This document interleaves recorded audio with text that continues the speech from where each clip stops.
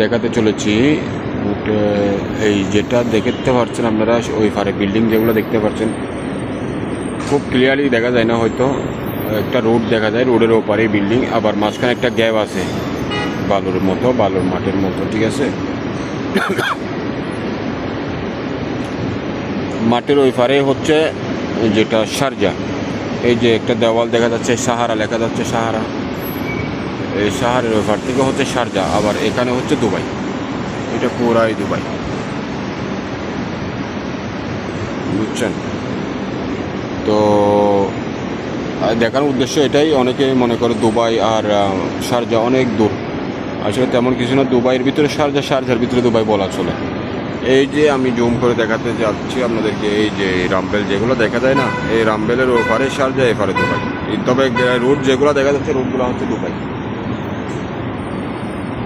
এই রুটগুলো হচ্ছে দুবাই, ওই পারে হচ্ছে শারজা। দেখেন আপনারা ভালো করে জুম দিয়ে দেখাতে গেলে ওই রুট দেখা যায় যেগুলো, এগুলো হচ্ছে শারজা, বুঝছেন। এগুলো তো আমি আছি এখন বর্তমানে নেক্সট টু হাইপার মার্কেটে। হাইপার মার্কেট এটা যারা সংযুক্ত আরব আমিরাত বা বিভিন্ন মিডল ইস্টে আছেন তারা অবশ্যই চিনবেন। এটা হচ্ছে একটা সুপার মার্কেটের মতো আর কি, হাইপার মার্কেট।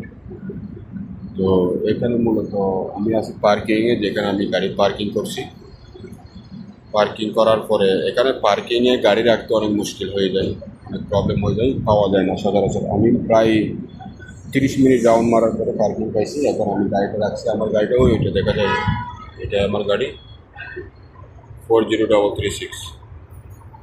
এটা এখন ওয়াশ করবে, ওয়াশ করার জন্য দিচ্ছি, ওয়াশ করার পর আমি বের হয়ে যাব। তো আমি এই সুন্দর দৃশ্যটা আমি দেখতেছি এবং নিজেও ফিল করতেছি, আর অন্যজনকে দেখার জন্য আমি চিন্তা করতেছি আর কি। অনেকে আছে আমাদের দেশের, অনেকে আছে দুবাইতে বা রাসুল কিমা ফজিরা লাইন এদিকে থাকে, তারা ছিল না, তারপরে জানে না।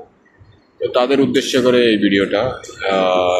তো মোট কথা এটা হচ্ছে দুবাই, আমি দুবাইতে দাঁড়িয়ে আছি, এটা হলো শারজা। তো সবাই ভালো থাকবেন, সুস্থ থাকবেন ইনশাআল্লাহ।